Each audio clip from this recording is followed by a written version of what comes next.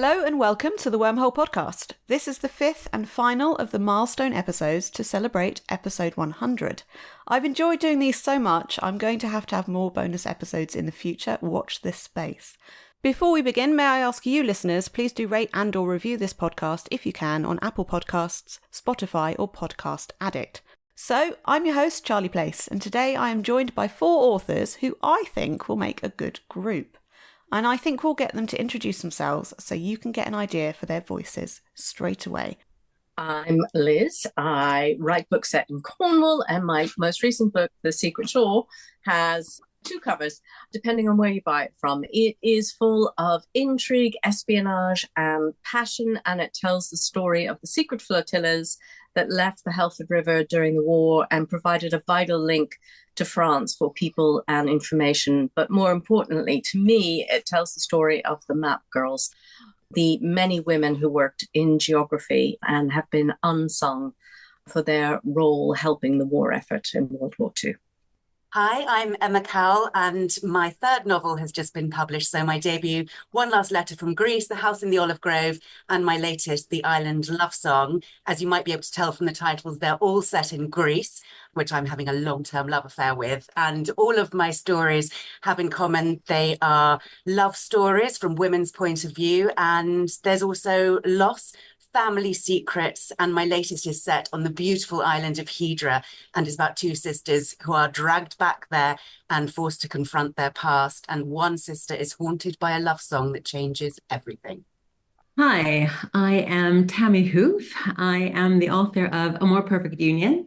A More Perfect Union is about Henry O'Toole, who leaves Ireland during the Irish famine. He comes to America during the period of American slavery. He meets Sarah, who is an enslaved woman in Virginia, and they two fall in love. And therein lies the problem, because, of course, at that time that was illegal and dangerous and just not a thing that could happen in that society. And so it follows their story. And their story is inspired actually by the real life story of my great-great-grandparents. He was from Ireland and she was enslaved, and they met and fell in love, and he bought her freedom to marry her. And so that A More Perfect Union is then inspired by their story and is an imagination of what that could have been for them. And I'm Ronali Collings, and I'm the author of All the Single Ladies, which is a character-driven book about three women who are older. Two of them are in their 40s and they're best friends, and one of them is in her 60s. And they're all looking for love on their own terms. And it's really a book about second chances and second chance at love. And it's also looking at the dynamics of families, particularly a mixed race relationship. The reason I wrote the book was because I don't really see people like me. I'm a British Asian woman represented in commercial fiction. It's usually really the stuff of literary fiction. And I wanted to write a love stories about women who looked like me, because it's not something that I ever grew up with. And particularly for older women, where often when you get past the age of 40, you're expected to just desiccate in a corner. And we have full, rich lives, which include love. And I didn't want us to be left out of that story. So that's why I wrote that book. So, what is your genre and what does it do? What is it for? Who wants to start? I'll start. Go for it, Liz. My genre is commercial fiction. I refuse to be pinpointed any more than that. This last book has been historical fiction. I have written dual timeline and I have written contemporary. I was batted on the head by Charlie Higson one time when I said I wrote women's fiction. And he said, no, excuse me, you write fiction. Do not put yourself in a box like that. So I write commercial fiction. I love that. I think it's really hard because I'm early in my journey, and compared to Liz, who's been a real mentor and support to me as I battle my way through this lonely authoring lark. But I think when you begin, you're encouraged to put yourself in a genre. So when you're trying to get an agent, and then when you're out in submission to publishers, you have to describe what box you're writing in. And so you have to put yourself there. And as you learn there are these snobberies then in the world about romantic fiction, women's fiction, and then you don't know really what to say for the best when someone asks the question that you've just asked, Charlie. You think, I don't know what to say, so I'm going to copy what Liz says from now on. But I think it's really difficult because people are making a judgment about your response to that. Yeah, that's interesting. And that's well said, commercial fiction. So for me, I think it's easier to say historical fiction because it's set in the past. And then beyond that, it's when it gets tricky because it is obviously it's based on a love story. So then you get into kind of, are we getting into women's fiction? Are we getting into romance? Are we getting into, what are we getting into there? Interestingly, my UK publishers, they're an independent imprint that publishes literary fiction. They were like, well, we don't really do commercial. It's as commercial as we would go because we're really literary. And in the US, I'm published with a full-on, absolutely 100% commercial imprint. I think a lot of that is the interpretation of whoever is reading it. If you read it and you're pulling out of this, oh, I'm really connecting with the history, or I'm really connecting with this love story, or I'm really feeling the commercial elements of it or not. I think so much of what we write is determined by how the readers receive it. I'd have to agree with everyone. To be honest, I think that for me, I write commercial fiction. For my publishers, I write women's commercial fiction. And I don't want to limit myself in terms of what I'm writing. I mean, I would say I'm probably veering a bit further towards romance in what I'm writing, but it's not your usual type of romance. I mean, I don't know what that is. There's loads of different types of romance out there, aren't there? But people do tend to look down on you when you say that you write romances. And even when you say that it's women's fiction, I would say I write books that are not that dissimilar, not as good, obviously, as David Nicholls. And you will never hear him being described as writing chick lit or women's fiction. It's just fiction, And I would say I write something very similar. It's very character driven. It's about relationships, contemporary relationships. So, yeah, I'll stick myself in the commercial fiction box as well. I will follow Liz. I think that's very good advice. I think one of the things that struck me listening to that, you were saying, Tammye, that the reader decides what it is. The problem is the publisher decides first, and they put you in that box with the cover and the marketing that they give you so that the bookshops know where to put you on the shelves. So it is one of those really interesting things that they try and narrow you down. Historical fiction is a really comfortable thing because people don't look down on historical fiction. They look down on women's fiction. They look down on romance. They look down on any genre. Love stories are kind of okay at the moment, and David Nicholls does fabulous love stories. In fact, I sat on a panel at a Lit Fest with him, and the title of the Lit Fest was called Women in Love. And he does fit very nicely into that same umbrella that we probably all write in, which is relationship stories. Something else Tammye said that isn't quite on this subject, but still, how do your books do overseas? I mean, for me, the audience is larger in the States than in the UK. I think probably largely because it starts in Ireland, but it is primarily set in the US. And the history, the period that I'm talking about is very much identifiable with an American audience. There's a large Irish American population that sort of connect with that side of it. And obviously the African American population, which is very big in America, connects with the other side of it. So there's a much more natural connection in the States for my book. So the audience there is definitely larger. I'll open that question to the rest of you as well.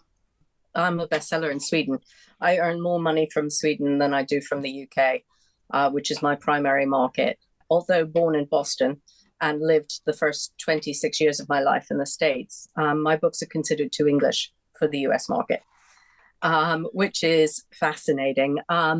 You would think because the Germans love Cornwall that Germany would be my biggest market, but it's actually Sweden. Goodness. Okay.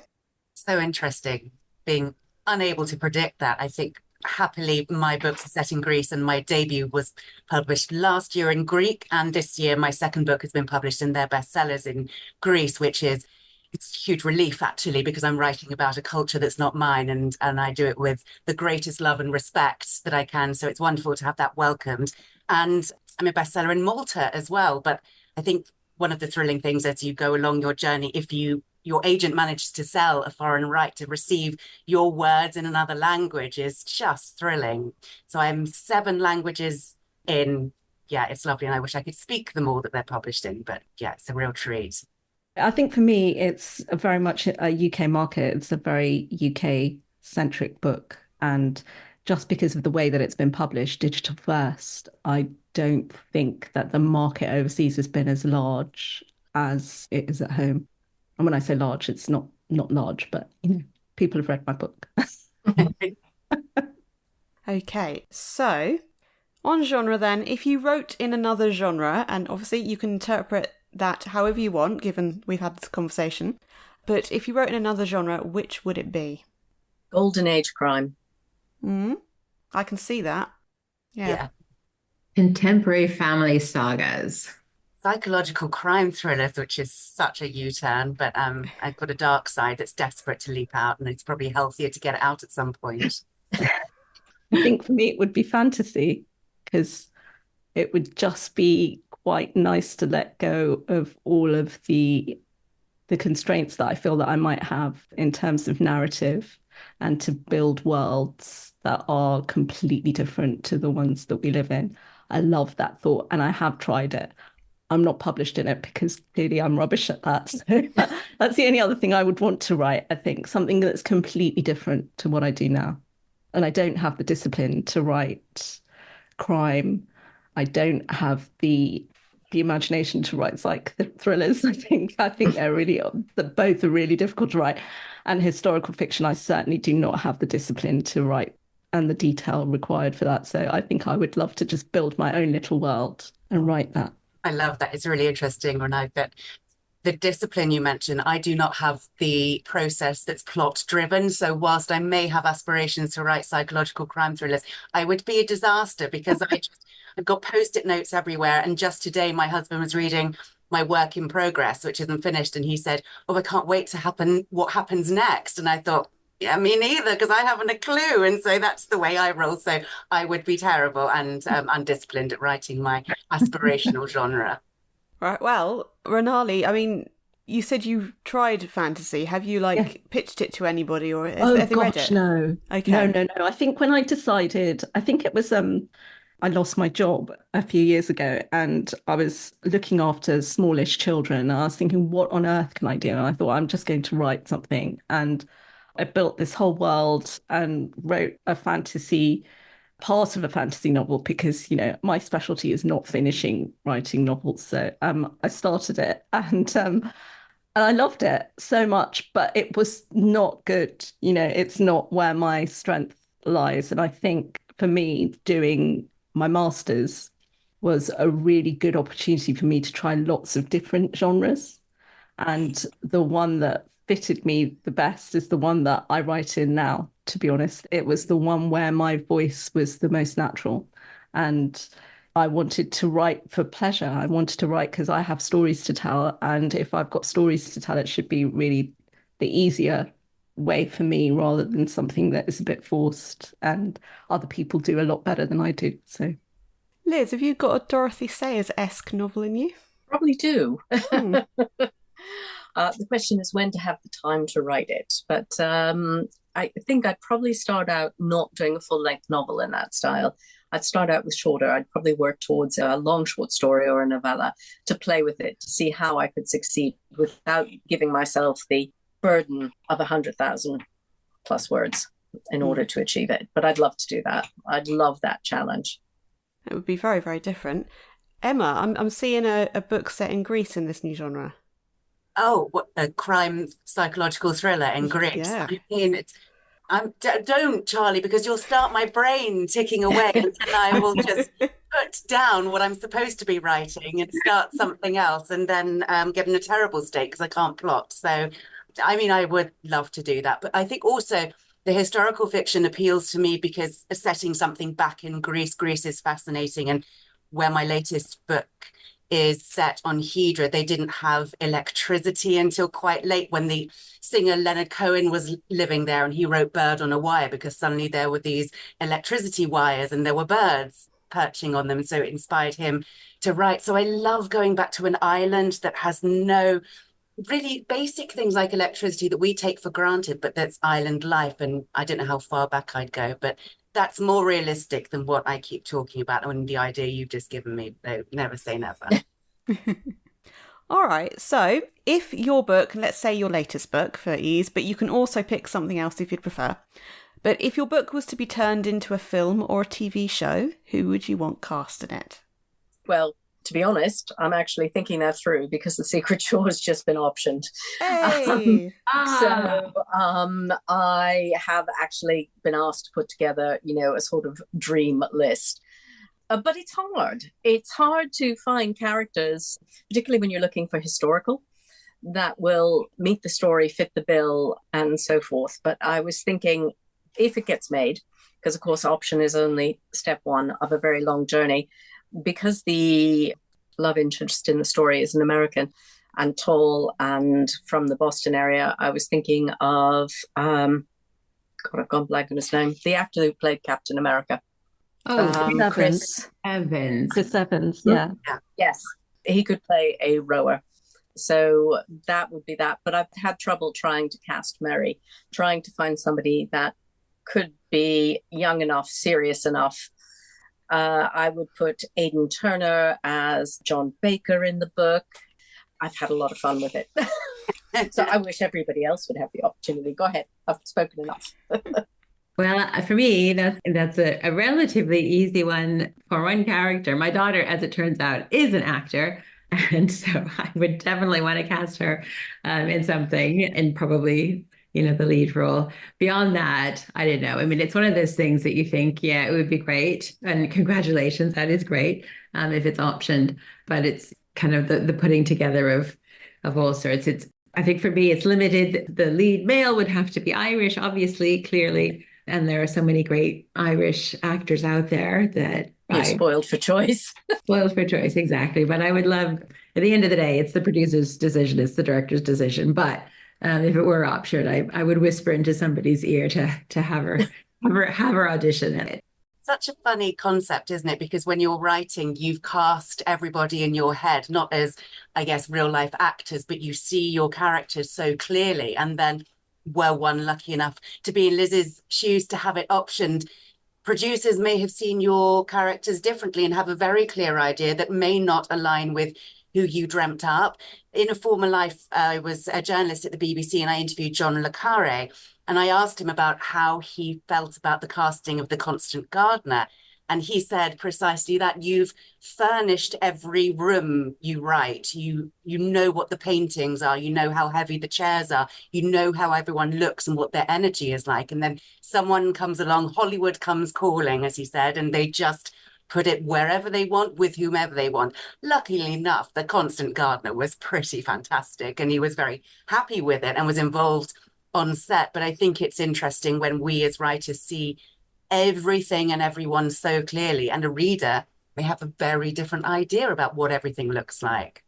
Yeah, I think that's sorry, I'm going to jump in before you. I think that's a really interesting point, because when you create the work, the book, it's all you. It's everything is you and the way that you see it. But then once you give it out into the world, in the first instance, you have the reader's interpretation of how they see it. And if that reader is the producer or whoever's optioning the book, and they're seeing this differently than you, then then it comes out differently. And I think that's the unique and fascinating thing about film and TV and all of that, because then you get the actor's interpretation and you get the director's interpretation, you get the people who do the props. Oh, no, this would look so much better if we did not do what's in the book, but we did this other thing. And you get this, it's a communal effort, really, then at the end of the day, which is similar to your book, but might not be exactly what you had in mind.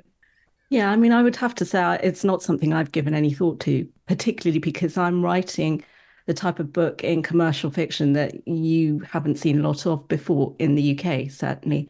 People like me weren't really published that much before maybe like the Black Lives Matter movement happened back in 2020. You didn't see a lot of us in commercial fiction writing contemporary love stories.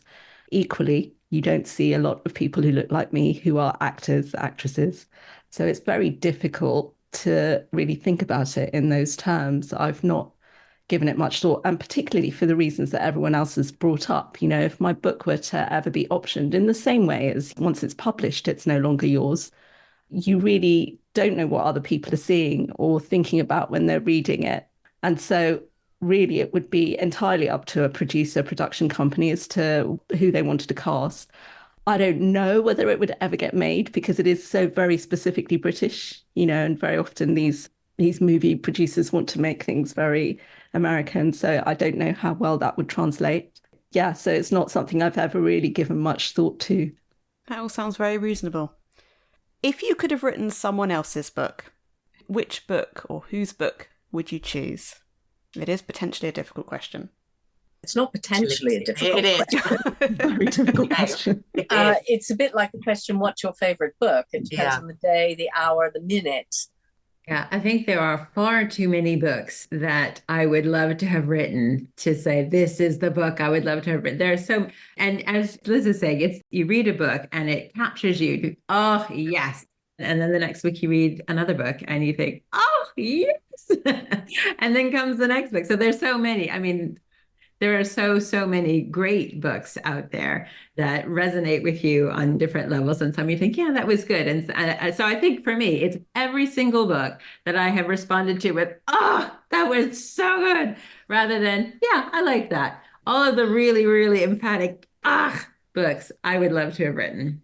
I agree. But I also know there's so many of those books that Tammye, would never have written. Like my brain either won't go that way, or you know, I never would have come up with this concept, or, you know, I've learned so much reading this book. It has opened my mind to things, or, you know, I've just loved these characters and the way this other writer has conceived it and has thought about it, because I suppose you just really enjoy the minds of other writers when you're reading, and enjoy the things that you yourself didn't do and maybe would never have done. And I suppose that's part of the pleasure of reading for me. So I would love to have written so many books. I think it's that thing that is about how you're feeling. And recently, with the news that Paul Auster died, I went back and to my shelf with all of his novels and picked them back up again. And the first time I read Brooklyn Follies or the New York trilogy, it felt like life had changed forever. And so I wanted to go and revisit that. But also thinking about when I was at school, about the first time I read Wuthering Heights,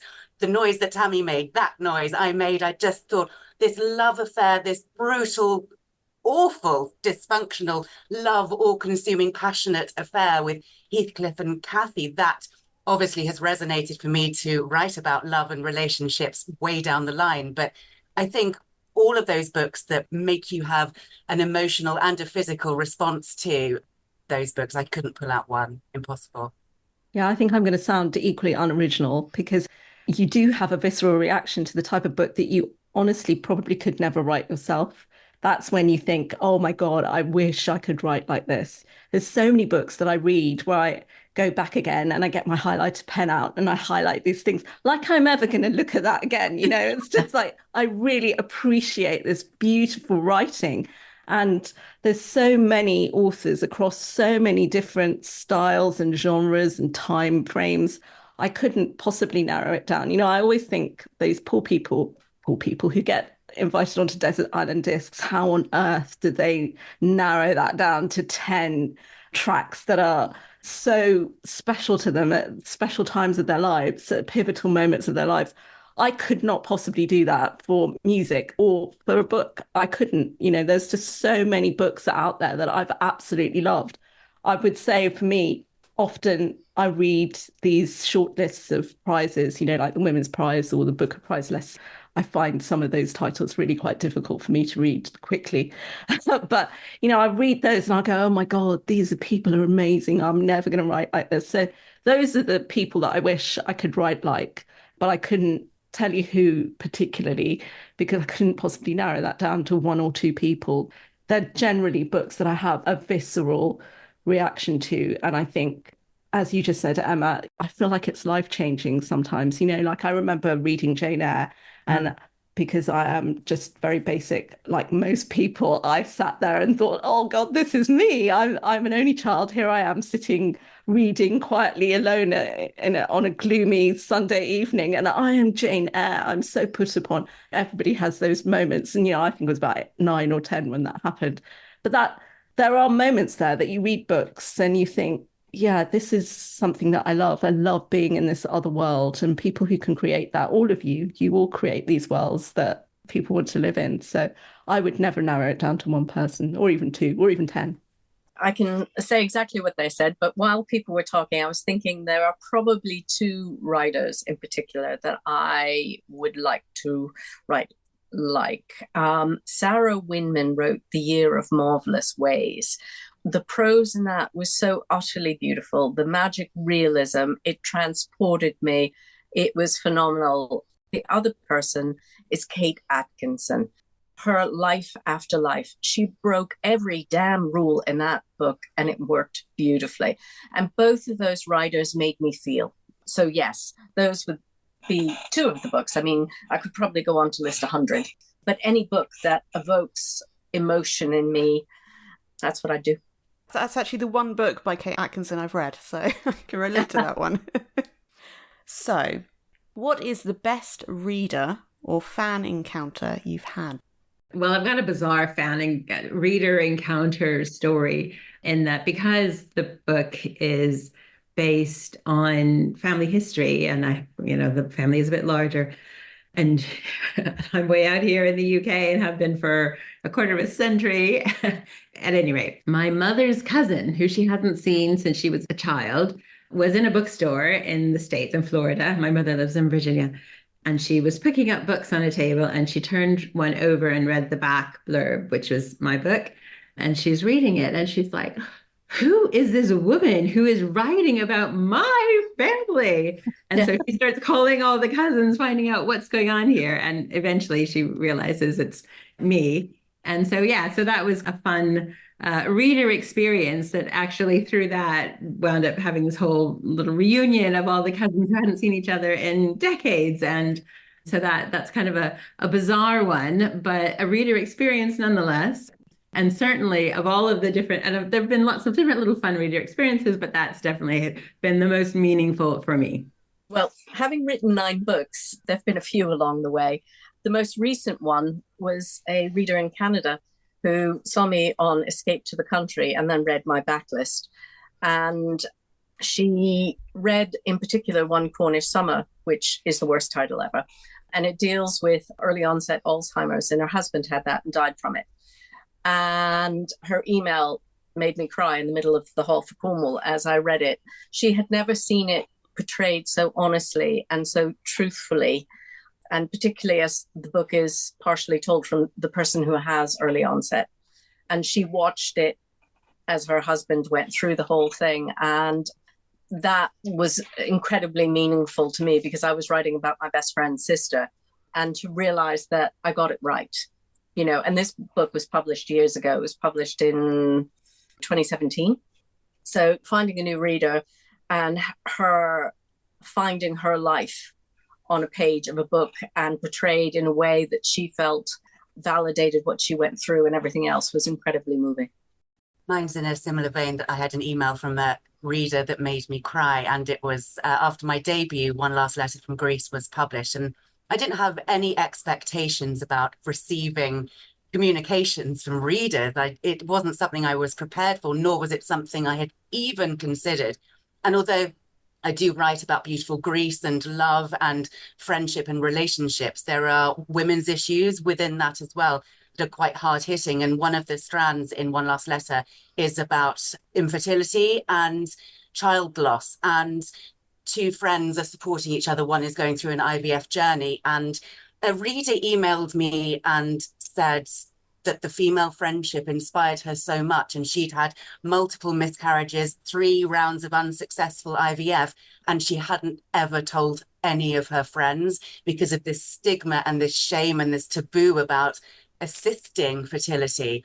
And she felt so inspired by the female friendship and support they were able to give each other that she had told her friends. And she was just about to start her 4th round of IVF, and her friends were coming with her to all the various appointments, that they divided those up. And she suddenly had a network of support that she just could have had, but felt too ashamed to reach out to. And that was heartbreaking, because I wrote that element from my own personal experience of unsuccessful IVF, and the network of support that I had gotten me through that repeated disappointment. And my heart broke for her that she had gone through that alone. I couldn't imagine. And so I thought, well, if that is all that book achieves, I feel pretty great about that. So I'm really happy for her. That's lovely. For me, I've not had an awful lot of feedback, to be honest, because I turned myself into a hermit quite soon after my book was published.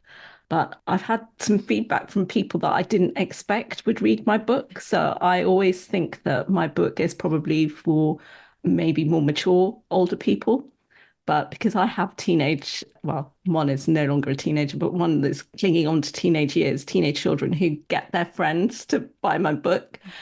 Some of the reactions I've had from them have been really gratifying and really nice to realize how much my book can carry across a generation like that, and that they have seen those issues and they understand what I'm talking about. And I have got an LGBTQ relationship in my book as well. So I had quite a lot of positive feedback with regard to that. So that's probably the most meaningful encounter. I mean, I mentioned earlier, I think when we were talking earlier, how many people say that they picked up my book and they didn't expect to enjoy it. Often I'm not sure how to take that, but the positive that comes out of that is that they did enjoy it. But I think a lot of that had to do with the cover. I think they weren't really expecting it to be as hopeful and joyful as it is. I think they were probably expecting a lot more of the tragedy that normally accompanies the type of narrative that people might expect from the cover of my book. So those are really the experiences I've had. I wouldn't call them fans, but I would call them very kind people who spent their money on my book and read it. What do you wish you'd have known before you became a published author? A little it pays. That's a very good answer, yeah. Yeah, no, I did know that. I did start this late enough in the game. I did know that. How hard it is to write a whole novel and then do it again, and then again, and then again, and not lose your mind. I guess the contractual thing, it doesn't take the joy out of it. It just changes your timelines and your schedules. So making yourself be creative is impossible. You can't sit down, right, I have to be creative today, go. It doesn't work like that. And I think that's the thing that I'm finding hard for books in that I'm writing right now is that sort of hamster wheel of creativity and finding the space to breathe and relax and then go back in again. So that's a real challenge. But yes, what Liz said. I think for me, following on from what you were just saying, Emma, it was the contractual element of it. On one hand, you're incredibly fortunate to have a contract for more than one book. On the other hand, I found it really very difficult to write the second book. And I wish that I had known how much creative license I had as the author. You know, I had completely forgotten about that. I had submitted a synopsis of this so-called second book, and I felt that I had to stick to it. And I think, as everyone here knows, very often the book that turns out at the end bears very little resemblance to the synopsis that you had thought about when you first started writing. And that certainly happened to me with the second book. And with my second book, also, I had quite a lot of life happen during that time when my dad was really ill and then died, and I had my kid leaving home, and there were just a lot of things happening at once. And I wish I had known that I could have turned around to my publishers and said, this book really isn't working and I can't force my voice out on this book. And I didn't do that. Because I'm a very deadline-driven, goal-oriented person, I produced a book and I sent it to them, and they, in the kindest way possible, said, no, this is not what we're looking for, and it's not what we thought you could produce. And I knew that. So if I could go back and tell myself, I would have said, you should have given up on that a lot earlier, and you should have just asked for the time. And so with this second book that I've now written, I wrote a whole book that is now in a drawer. But with this book, I felt much more supported by my publishers, because I've had other issues that I've had to deal with. And my publishers and my agent have been so kind. And really, I would turn around to my old self and say, just be open and honest with people and ask for support, and they're more than happy to give it to you. So that's what I wish I had known a year ago. Yeah, totally agree. What do I wish I had known before? I suppose I had seen the world of being published, but from an outsider's perspective, that I didn't, some of the things that surprise people, like you don't make all that much money, the big 7-figure deals you hear about are really quite few and far between. And the second book deal, things like that, I had taken out of the contract. So I do feel that I went into it very much eyes wide open. Although that said, even now, there are some things that I'm changing, sort of negotiating now that I wish I had the foresight to say, actually, no, we're going to write that differently. We're going to do that differently, so that now I would have certain freedoms that I'm trying to now negotiate. Yeah, I guess there are still some things, but I do think, generally speaking, I did have a clear-eyed view of what I was stepping into. People assume that the second, third, fourth, fifth, etc. books are going to be easier, but they never are, because you're always learning, trying harder. And the thing you were good at in your first novel, by the time you hit your sixth, that's looking a bit weak because you've boned up and become better at other things. So it's always an ongoing process. Emma? I was going to say, I wish I'd possessed such courage and just awareness about what I was stepping into, as Tammye just described it. And I think it does get harder, and any authors I speak to who are 20 plus books into their career say it gets harder and harder. So the idea of just removing that it's going to be hard and accepting that and not stressing about it takes away a little bit of that anxiety. And I work full time as well as write, and that carving out time to just sit and be in the right frame of mind to be creative, it's hugely challenging. Well, I've obviously not been listening or reading the right interviews. That's something I've not heard, that it gets harder, or it's, after the first book. I suppose I assumed, as a complete non-writer in this respect, only blog posts, it's nothing like a full book, that it gets harder. I would have thought, I guess I would have guessed it got a bit easier, if anything, or stayed the same. So that's fascinating. A couple of things play into that. One is you have less time.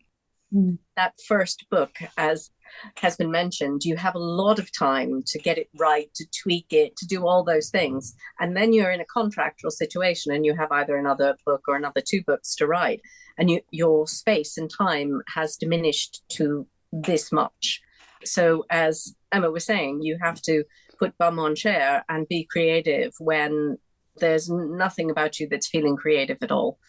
It becomes harder. And because I think we all want to be better all the time, we're all continually challenging ourselves, saying, okay, well, I did this really well in the last book, so the next book, I'm going to tackle this, and so forth. So it doesn't get any easier.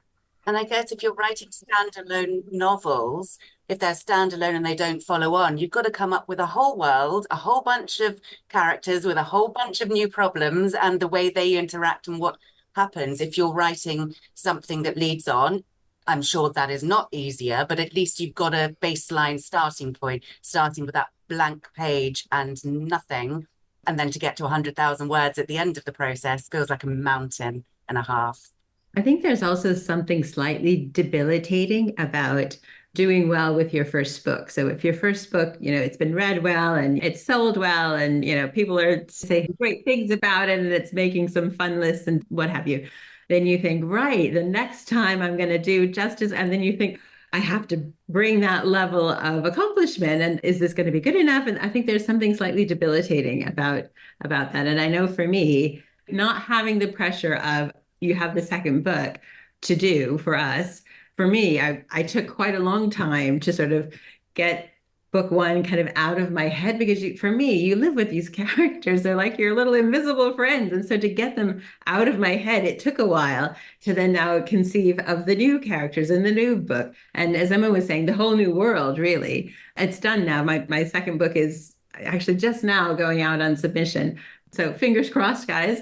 But it took, it didn't take the 1 year to write that publishers often want. It took 3 years to write, quite frankly. I took my time with it.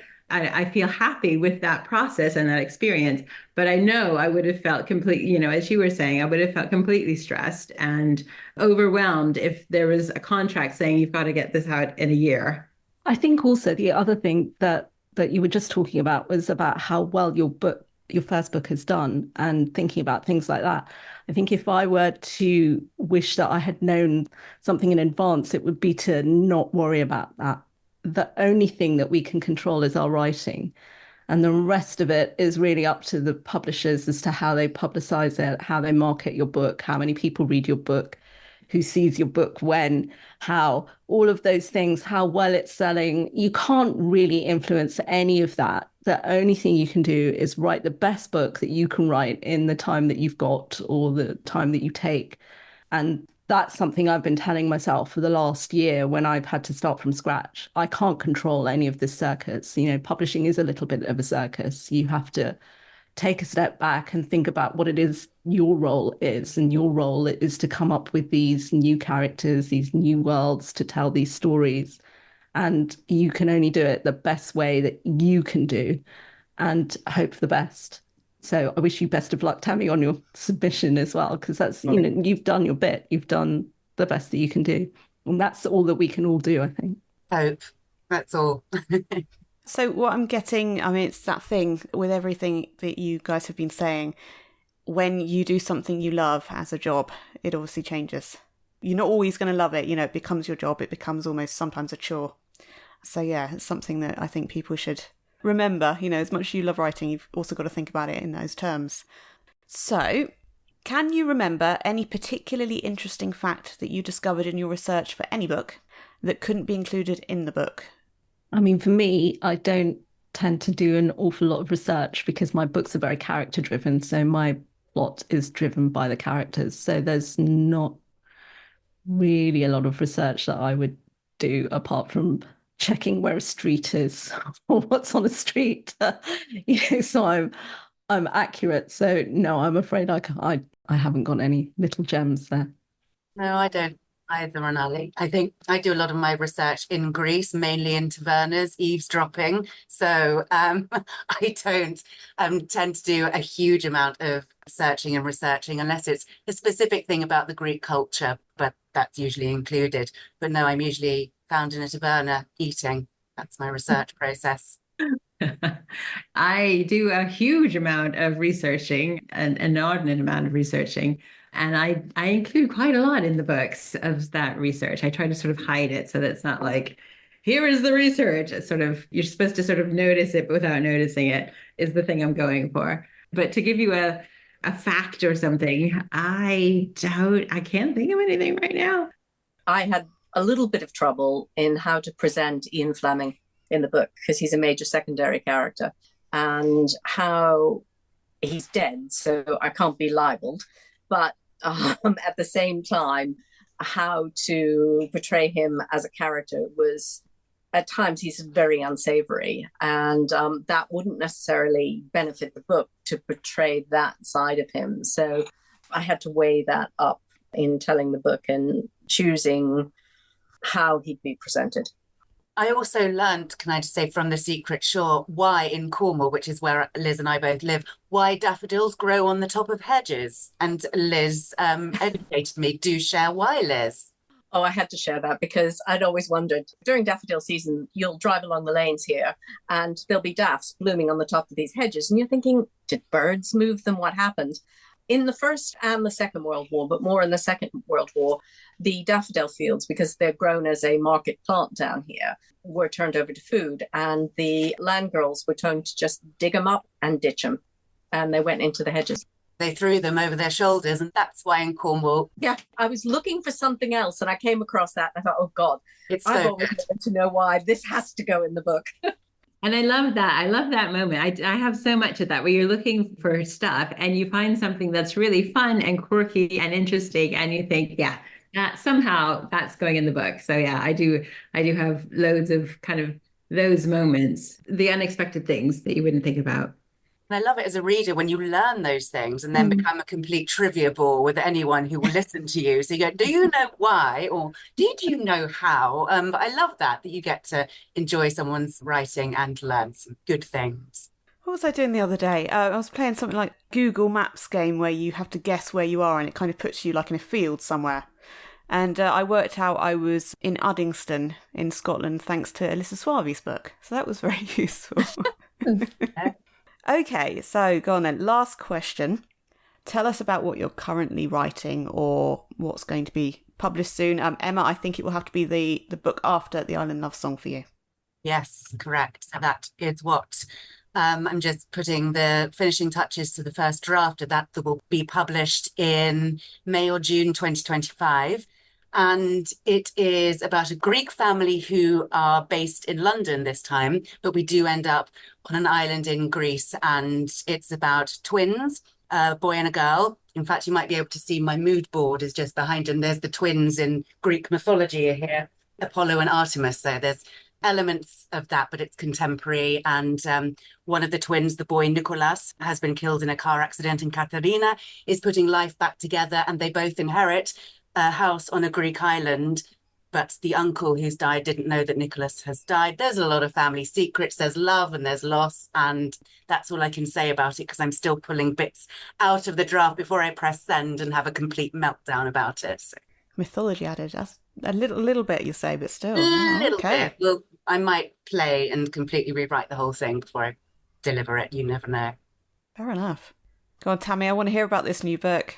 So it is based on set in America again, based on a brother and a sister who are African-American family, but he is very pale-skinned and is often mistaken for white. So when Pearl Harbor is bombed in 1941, he joins the military, but because of his complexion and because there is segregation still in America, very strong, staunch segregation, series of events, he's told that he winds up having to enlist as a white man because the officer in charge has made an error, and then he doesn't want to be called out on it and accused of trying to desegregate the barracks.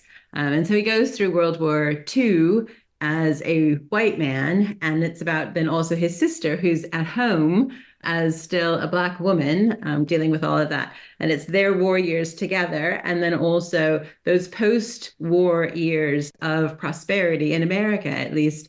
There was this GI Bill that basically created this middle class in America after the war. And that was so beneficial to war vets. And it looks at his experience and her experience in that World War II post-war period as now a white man and a Black woman. And it's their story of the family and how they come apart and come together again. As was my first book, this book is also inspired by family. It's inspired by my grandmother and my great uncle, who did join the military in World War II and who was reclassed as a white man during World War II. Sounds phenomenal. Ronali, are you still big on your character development? How's it going? Well, yes, my book has just gone to my editor, who says she likes it. So I'm just about to embark on my structural edits. It's probably moving more into a romance area, but it is, again, a character-driven novel about a woman, a middle-aged woman who's in the process of getting a divorce from a husband who has disappeared for a year to go and find himself. And she ends up in a relationship with a man who is 13 years younger than her. And the book looks at how her family reacts to this and how she really changes throughout the course of the book to become the person that she always has been, rather than the person that she became, which is a dutiful, obedient daughter who then doesn't really live her life to the fullest. So it's about a woman who is coming into her own later in life through this relationship. Lots of potential there. Liz, what are you working on in your plot walks? And I am in the second draft of the next book, working title A Portrait of You, and dual timeline, historical timeline set in 1934 on the Orient Express and Venice, when Hitler meets Mussolini for the first time in person. And in the historical, it follows two women, one a young artist who is 20 and a married woman who is 31. And the modern day story is set in Penzance in an auction house, and a daughter is forced to come down because her father suddenly died, and she's got to sort out the family business of the auction house. And part of that involves doing the probate valuation on the estate of two estained ladies. So it's great fun, kind of poking and prodding and diving into the art world and diving into poetry and having lots of fun with it. Excellent. That's 4 books to definitely look forward to. I've just added 3 books as well to my read. So thank you for that, you 3. Okay, well, yeah, thank you all for being here today. It's been lovely to see you all again and to get the latest information about your books. It has been an absolute pleasure having you. Thank you very much for being here. Thank you. Thank you so much, Charlie, for having us here. Thank you, listeners, for your support, and thank you to Amanda Geard for the initial idea of having a party. The Wormhole Podcast, Milestone Episode 5, was recorded on the 6th of May and published on the 5th of August, 2024. Music and production by Charlie Place.